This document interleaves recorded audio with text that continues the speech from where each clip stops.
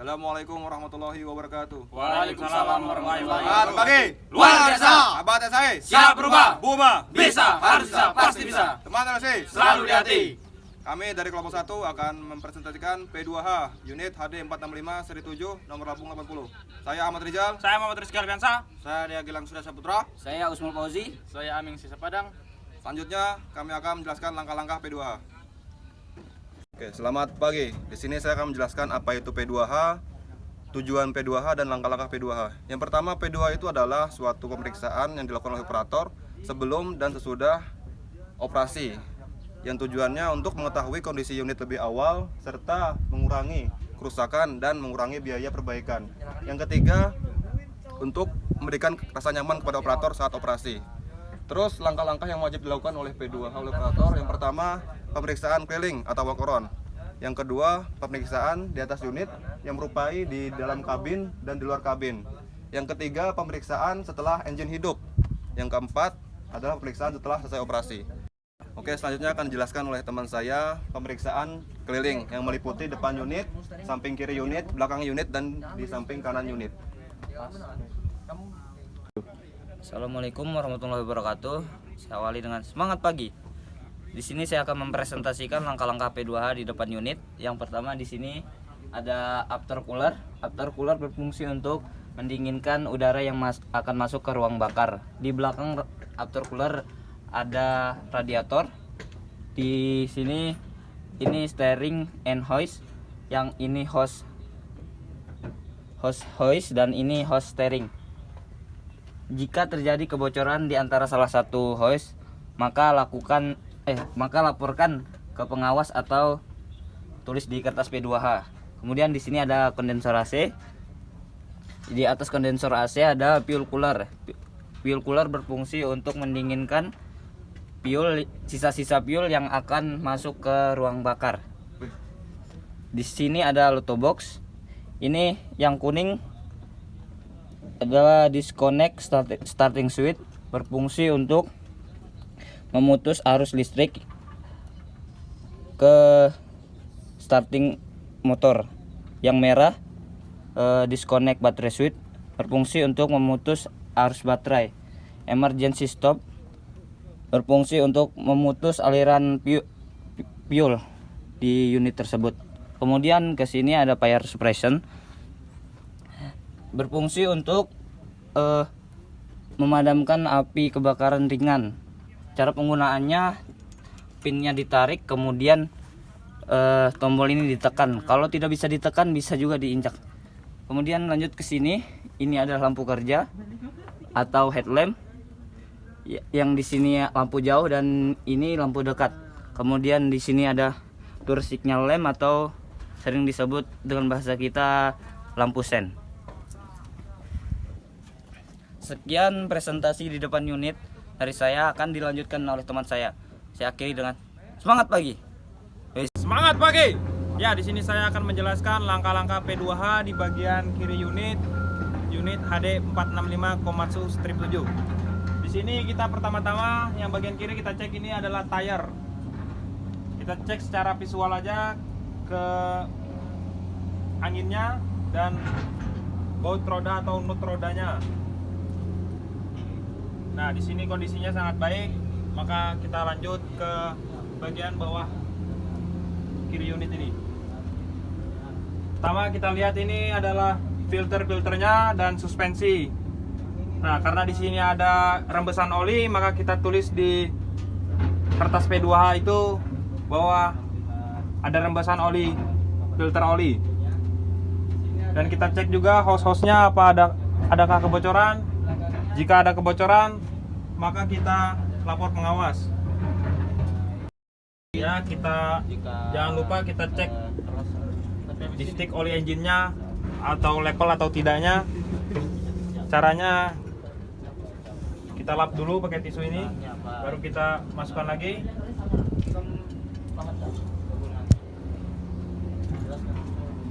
Nah, perhatikan di sini, apabila oli engine ini di atas low sampai antara high, maka di sini standar atau normal-normal aja. Dan dipastikan di sini tulisannya engine stop, jangan yang engine idle atau engine running. Karena kita posisi unit ini posisi mati, maka kita harus melihatnya dari engine stop. Dan kita perhatikan lagi panbel-panbelnya, adakah yang putus atau tidak. Bila tidak ada, maka unit aman. Dan kita lanjut ke bagian sisi samping kiri unit. Di sini ada bermacam-macam komponen dan tempat-tempat oli. Dan kita lihat di sini ada oli hidrolik atau tank oli hidrolik. Di sini scene glassnya untuk mengetahui level oli hidrolik. Karena di sini scene glassnya ada sedikit rembesan, maka itu kita tulis di kertas P2H. Dan ini untuk mengisi olinya, dan ini untuk mengisi oli transmisi, dan kita mengecek level oli transmisi di sini. Karena di sini posisinya standar, maka unit kita anggap aman. Dan pastikan kalau bisa oli ini di bagian engine stop. Dan kita perhatikan juga hose-hosnya apakah ada kebocoran atau tidak. Kita cek secara visual saja. Bila ada kebocoran, kita lapor pengawas. Dan di sini tempat-tempat filter. Sini filter steering, sini brake, dan di sini filter oli transmisi. Kita lanjut. Di sini ada komponen brake filter, akumulator. Kita cek secara visual saja. Apabila ada yang mencurigakan atau kebocoran atau kerusakan, wajib kita lapor pengawas. Dan kita perhatikan silinder damnya, adakah rembesan oli atau tetesan oli. Jika tidak ada, maka kita anggap aman. Dan di sini kita lanjut ke bagian final drip. Kita cek secara visual aja nut rodanya atau baut rodanya. Apabila di sini lengkap dan aman, maka kondisi unit aman. Dan kita cek juga bagian tayarnya, adakah yang di soldernya ini kendala sobekan atau keretakan, maka kita wajib tulis di kertas P2H dan melaporkannya. Karena di sini unit kondisi aman, soldernya aman, maka unit kita anggap aman. Mungkin itu saja yang bisa saya jelaskan di bagian kiri unit, dan selanjutnya akan dilanjutkan oleh teman saya. Saya akhiri, semangat pagi. Ya, saya buka dengan semangat pagi. Di sini saya akan melanjutkan langkah-langkah P2H dari kanan unit ke belakang unit. Yang pertama kita periksa adalah rock ejector. Rock ejector ini berfungsi untuk memisahkan atau menghilangkan material-material yang menumpuk pada sela-sela tayar belakang. Fungsinya untuk menjaga tayar tetap aman agar tidak kesobekan atau kerusakan pada tayar. Pada rock ejector ini kita lihat apakah dia lurus, tegap. Jika ada lengkungan, kita tulis di pom P2H atau pom pengawas. Terus kita cek juga pada pin-pin rock ejector apakah lengkap, adakah kelonggaran atau tidak. Jika ada kelonggaran, kita tulis di pom P2H atau laporan pengawas. Terus kita masuk ke suspensi belakang. Suspensi belakang berfungsi untuk meredam getaran kejut pada tanah permukaan pada kita berjalan. Kita periksa juga apakah ada rembesan oli-oli di suspensi belakang ini. Jika tidak ada, kita aman. Maka kalau ada, kita tulis di pom P2H atau laporan pengawas. Terus di sini ada beberapa komponen. Yang pertama diferensial. Diferensial ini berkapasitas 95 liter yang berfungsi untuk mereduksi putaran serta membedakan kecepatan antara roda kanan dan roda belakang pada saat jalan berbelok. Terus di sini ada stabilisator, dan di belakangnya itu adalah slug adjuster. Terus ini adalah terminal grease. Masing-masing ini adalah disebut ejector. Terus ini ada sensor pelot, dan di sini ada lampu-lampu. Yang pertama yang merah ini ada lampu brake, yang oranye ini sign lamp atau lampu rating. Terus lampu di atas ini lampu kerja belakang. Terus yang di bawah lampu kerja ini ada alarm buzzer atau alarm mundur. Di sini ada nomor lambung unit. Terus kita kembali ke samping kanan belakang unit. Di sini ada rock ejector lagi. Kita periksa juga adakah kelengkungan pada rock ejector ini. Jika ada kelengkungan atau ketidaknormalan, kita tulis di POM P2H atau laporan pengawas. Kita cek dua apakah ada kelonggaran atau ketidaklengkapan pin pada rock ejector. Oke, sekian dari penjelasan P2H di belakang unit. Selanjutnya akan dijelaskan oleh teman saya di bagian kanan unit. Saya akhiri dengan semangat pagi. Ya, saya buka dengan semangat pagi. Di sini saya akan menjelaskan P2H di bagian kanan unit. Yang pertama kita lihat di bagian tire. Kita lihat di bagian tire ini, di bagian sidewall maupun tread, apakah ada kerusakan atau retakan yang bisa membahayakan. Jika ada, maka kita bisa laporkan ke pengawas. Selanjutnya kita cek juga di bagian rim sini.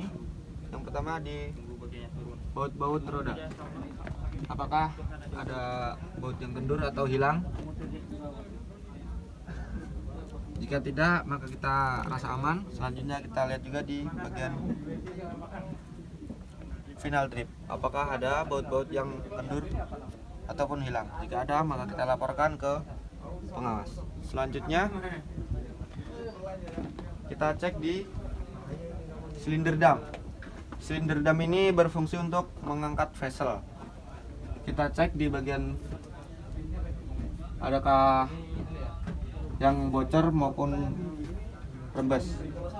Jika tidak ada, maka kita anggap aman. Di sini juga selanjutnya di sini ada fuel tank.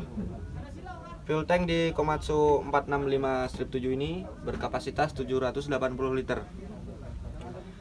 Di fuel tank ini yang pertama ada manual filler. Untuk mengisi tank fuel tank secara manual, di sini ada breather untuk pernapasan fuel tank. Selanjutnya di sini ada gelas penduga. Ini untuk kita melihat kapasitas di fuel tank. Di sini ada fuel filler, fast filler.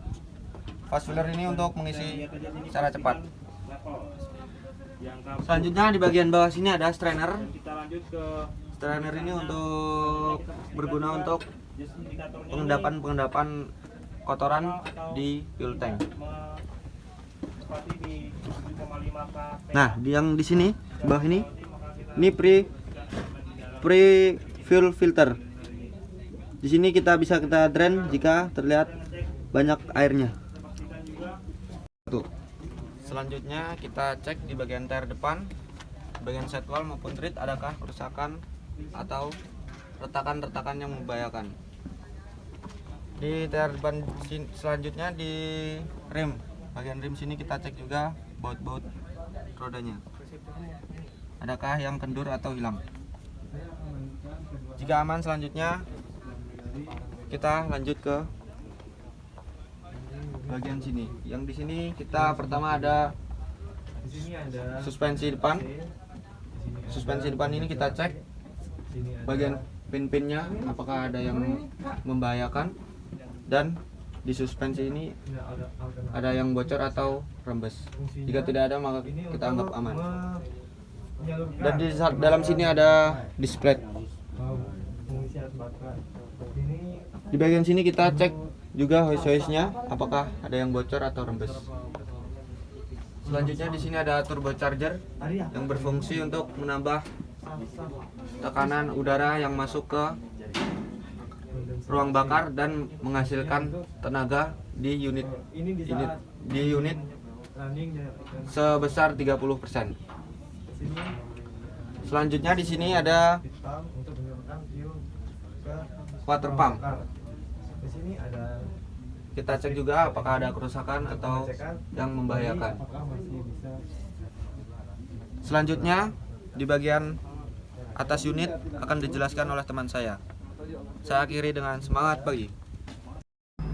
Saya awali dengan semangat pagi. Di sini saya akan melaksanakan langkah-langkah P2H di atas unit di luar kabin. Dan sebelum kita melakukan P2H di atas unit, maka kita harus mengetahui dulu prosedur ketika menaiki unit. Yang pertama, pastikan posisi kita menghadap unit dan melakukan 3 titik tumpu dan melakukannya dengan step by step. Tidak tergesa-gesa dan tidak membawa barang, dan pastikan kita tidak meloncat.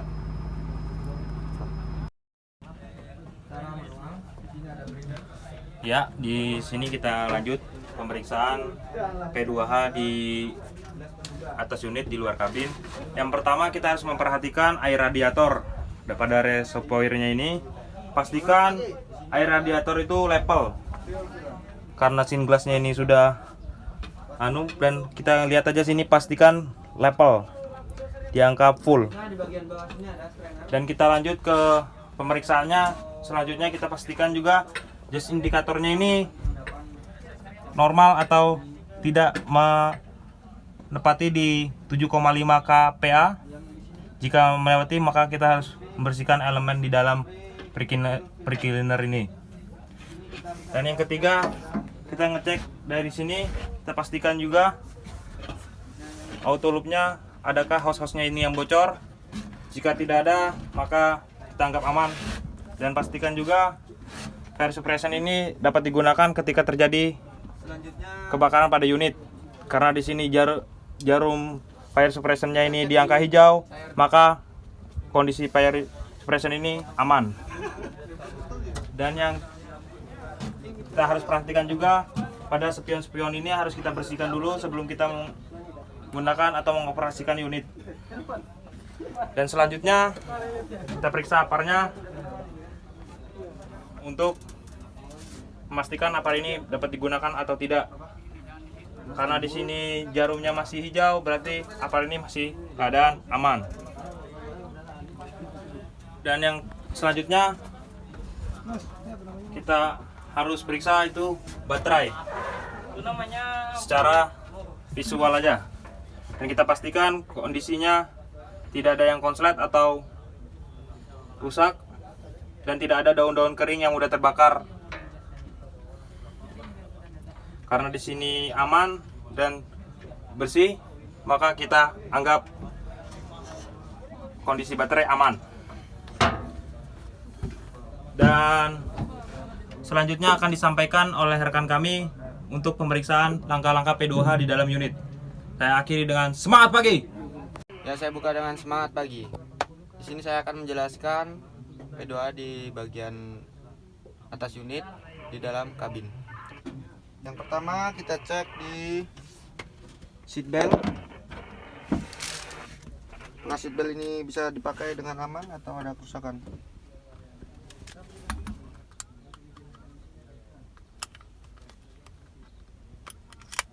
Nah, jika bisa ini kita anggap aman ya. Selanjutnya di depan sini, bagian depan sini ada steering, dan ini horn atau klakson, tombol horn. Selanjutnya di bagian kiri sini ada untuk mengaktifkan lamp. Sini untuk lampu sen ke arah kanan, dan untuk belakang ke arah ke kiri. Dan juga di sini, di bawah sini ada untuk mengaktifkan wiper dan air wiper.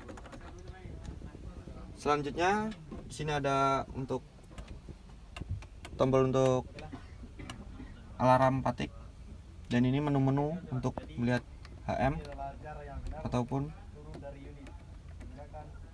menu-menu bisa kita atur di sini. Di sini untuk tombol melihat kontrol panel. Selanjutnya di bagian sini ada kontrol panel kita.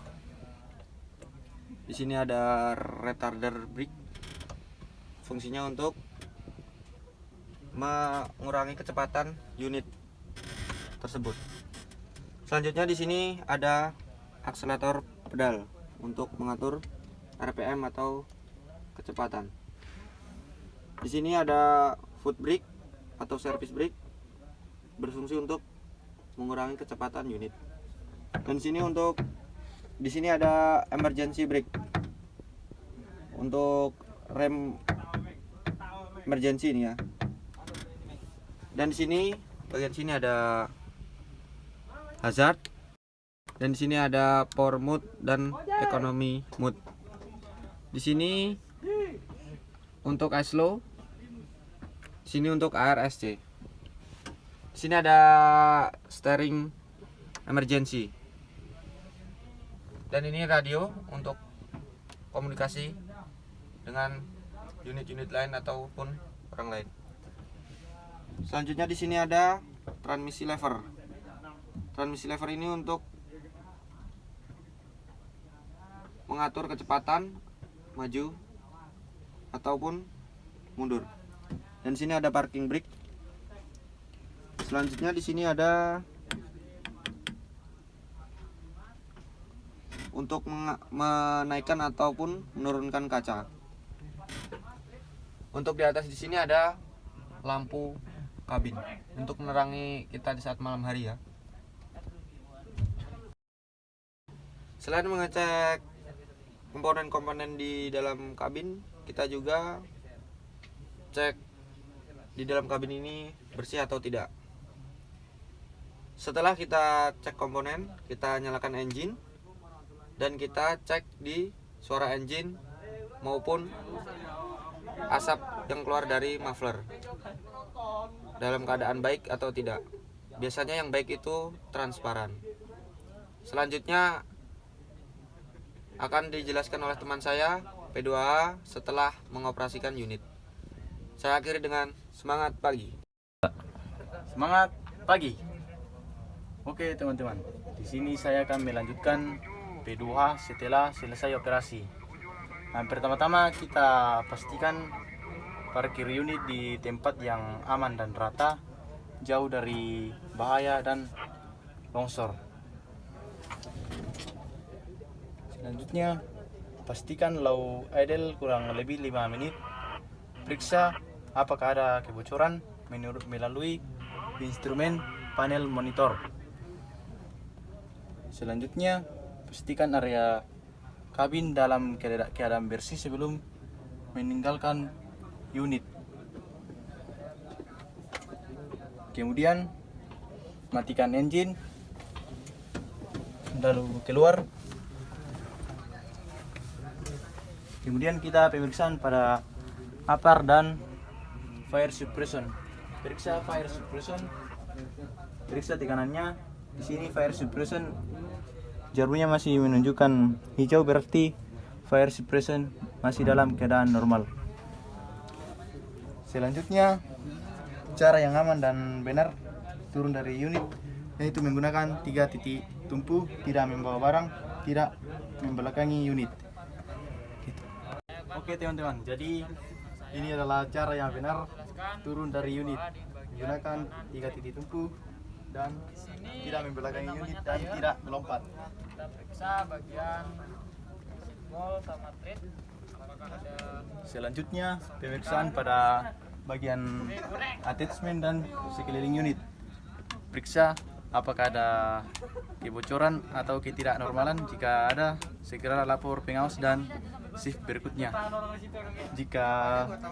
Jangan lupa jika Anda menemukan kotoran yang menempel pada unit, ranting dan lain-lain, segera bersihkan.